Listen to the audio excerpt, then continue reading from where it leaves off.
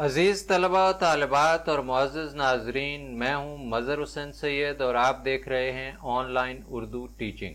آج ہم بات کریں گے مرثیے کے حوالے سے کہ مرثیہ کیا ہے اور اس کے اجزاء کیا ہیں۔ مرثیے کے حوالے سے ہم شعری اصناف سخن کی ویڈیو میں مختصراً بات کر چکے ہیں، لیکن آج ہم اس پر تھوڑی تفصیل سے بات کریں گے، تو آئیے شروع کرتے ہیں۔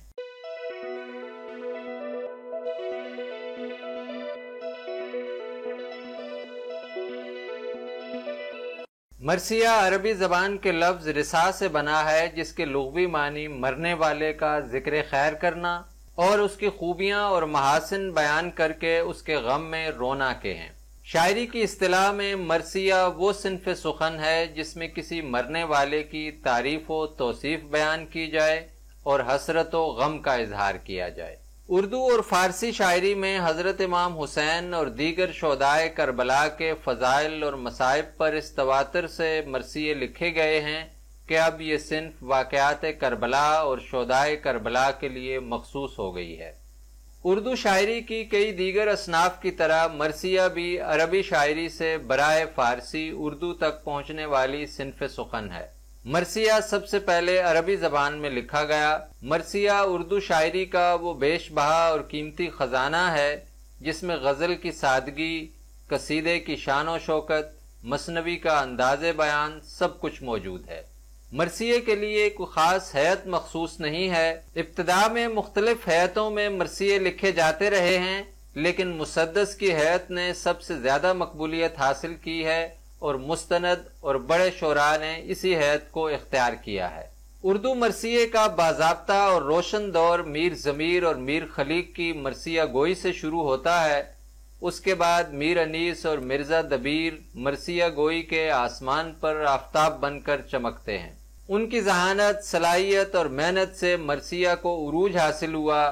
مرثیہ کی بدولت اردو شاعری اس قابل ہو گئی کہ دنیا کی بڑی اور ترقی یافتہ زبانوں کا مقابلہ کرنے لگی۔ میر انیس اور مرزا دبیر کا دور اردو مرثیے کا سنہری دور کہلاتا ہے۔ اردو مرثیہ نگاری کی تاریخ میں شاید ہی کوئی ایسا شاعر ہوگا جو میر انیس اور مرزا دبیر کا مقابلہ کر سکے۔ ان دونوں حضرات نے مرثیے کو بام عروج تک پہنچا دیا تھا، لیکن بعد کے ادوار میں مرثیے کا تعلق ایک خاص فرقے اور طبقے سے ہو گیا، جس کی وجہ سے یہ خالصتاً مذہبی صنف سمجھی جانے لگی۔ رفتہ رفتہ شعراء نے اس کی جانب توجہ کرنا بند کر دی اور اس کی مقبولیت میں کمی آنے لگی، اور آج یہ صورتحال ہے کہ مرثیے کے شاعر ڈھونڈنے سے بھی نہیں ملتے۔ اردو ادب کے اساتذہ نے مرثیے کو 4 اقسام میں تقسیم کیا ہے: رسمی مرثیہ، قومی مرثیہ، شخصی مرثیہ اور مذہبی مرثیہ۔ رسمی مرثیہ وہ مرثیہ جو کسی ایسی شخصیت کی وفات پر لکھا جائے جس کی حیثیت ملکی یا بین الاقوامی ہو، رسمی مرثیہ کہلاتا ہے۔ مثلاً قائد اعظم علامہ اقبال اور ابوالکلام آزاد کے بارے میں لکھی جانے والی نظمیں، جن میں ذاتی دکھ کے بجائے اجتماعی غم کا اظہار ہوتا ہے، رسمی مرثیے کے زمرے میں آتی ہیں۔ قومی مرثیہ، اس میں اور رسمی مرثیے میں معمولی سا فرق ہے۔ رسمی مرثیے میں جہاں کسی ایک قومی رہنما کے اپنے درمیان سے اٹھ جانے پر اجتماعی غم کا اظہار کیا جاتا ہے، وہاں قومی مرثیے میں ایک ملک کے چھن جانے یا آبادی کے ایک حصے کے بچھڑ جانے کا ذکر بڑے رنج و غم سے کیا جاتا ہے۔ مثلاً سقوط ڈھاکہ پر لکھی گئی بہت سی نظمیں قومی مرثیے ہی کے زمرے میں آتی ہیں۔ شخصی مرثیہ، اگر شاعر ماں باپ، اولاد، اپنے محبوب، انتہائی مخلص دوست، کسی قریبی عزیز یا پھر اپنے کسی محسن کی وفات پر رنج و غم کا اظہار کرنے کے لیے نظم کہے تو وہ شخصی مرثیہ کہلائے گی۔ علامہ اقبال کا مرثیہ والدہ مرحومہ کی یاد میں اس کی مثال ہے۔ مذہبی مرثیہ، مذہبی مرثیے کو آفاقی حیثیت حاصل ہے اور یہ سب سے مقبول مرثیہ ہے۔ اس میں خاص طور پر سید الشہداء حضرت امام حسین اور ان کے عزیز و اقارب اور دیگر شہدائے کربلا کے فضائل اور شہادت کا ذکر کیا جاتا ہے۔ اس کے اجزائے ترکیبی یوں ہیں: چہرہ، سراپا، رخصت، آمد، رجز، جنگ، شہادت، بین اور دعا۔ چہرہ یا تمہید، اس میں مرثیہ گو تمہید بیان کرتا ہے جس طرح قصیدے کو شاعر تشبیب سے شروع کرتا ہے اور اپنے مقصد سے پہلے بہار کے موسم یا دوسری چیزوں کا ذکر کرتا ہے، بالکل اسی طرح مرثیہ گو چہرے میں صبح کا منظر، حمد، منقبت، مناجات، رات کا سما وغیرہ نظم کرتا ہے۔ اس کے علاوہ کبھی کبھی شاعر چہرے میں اپنی شاعری کی تعریف یا دنیا کی بے ثباتی کا ذکر بھی کرتا ہے۔ سراپا، سراپا میں عام طور پر امام حسین علیہ السلام اور ان کے اعزاء و رفقاء کی گفتار و رفتار، شکل و صورت، انداز تکلم وغیرہ کا تذکرہ کیا جاتا ہے۔ اس میں ممدوح کے ایک ایک خد و خال، اس کی وضاحت حتیٰ کہ لباس کا تذکرہ بھی ہوتا ہے۔ مختلف شعراء مختلف طریقوں سے اپنے ممدوح، جس کی تعریف کی جا رہی ہے یا جس کا مرثیہ لکھا جا رہا ہے، کا سراپا نظم کرتے ہیں۔ رخصت، رخصت بذات خود ایک بڑا اندوہگین لفظ ہے۔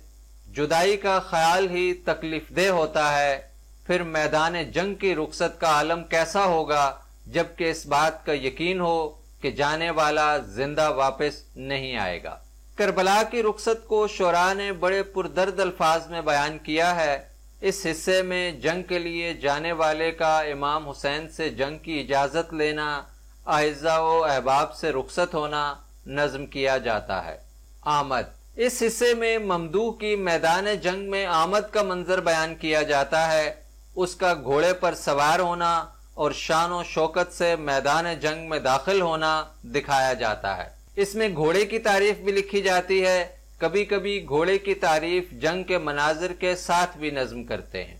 رجز، رجز ان اشعار کو کہتے ہیں جس میں جنگ کرنے والا اپنے مخالف کے سامنے اس پر اپنی نسلی، خاندانی اور شخصی بہادری اور برتری ظاہر کرتا ہے۔ زمانہ جاہلیت میں عربوں کا خاصہ رہا ہے کہ دو قبیلوں میں ذرا سی بات پر نسل در نسل تلواریں چلتی رہتی تھیں۔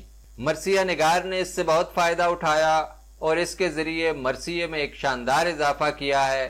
اس میں ممدوح کی اخلاقی عظمت، روحانی بزرگی، اپنی فتوحات کے قصے، آباء و اجداد کی بہادری اور خاندان رسالت سے نسبت وغیرہ کو نظم کیا جاتا ہے۔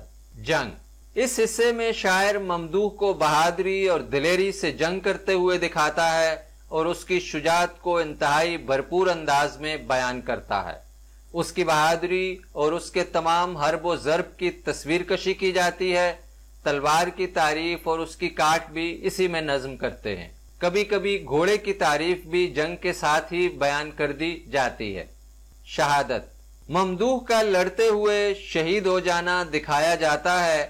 یہی وہ جگہ ہے جہاں مرثیے میں المیہ اپنی انتہا پر دکھائی دیتا ہے۔ شاعر اس انداز سے منظر کشی کرتا ہے کہ قاری اس المیے کو خود پر گزرتے ہوئے محسوس کرتا ہے اور اپنے جذبات پر قابو رکھنا مشکل ہو جاتا ہے۔ بین، لاش پر اعزاء و اقرباء اور احباب کی گریہ و زاری اور اہل بیت کا بکا کرنا دکھایا جاتا ہے۔ اس منظر کو بیان کرنے کے لیے شاعر ایسے دردناک الفاظ کا استعمال کرتا ہے کہ پڑھنے والے کو رونا آ جاتا ہے۔ دعا، مرثیے کے اختتام پر شاعر شہدائے کربلا کی وساطت سے اپنے لیے اور اپنے اہل و عیال کے لیے دعائے مغفرت کرتا ہے۔ یہ مرثیے کا آخری حصہ ہوتا ہے۔ عزیز طلبہ و طالبات اور معزز ناظرین، امید ہے آج کی ویڈیو آپ کو پسند آئی ہوگی۔ اس ویڈیو کو لائک کیجیے گا، شیئر کیجیے گا اور اگر آپ نے چینل کو سبسکرائب نہیں کیا تو اس چینل کو سبسکرائب لازمی کیجیے گا۔ ملتے ہیں جلد ہی کسی اور ویڈیو کے ساتھ۔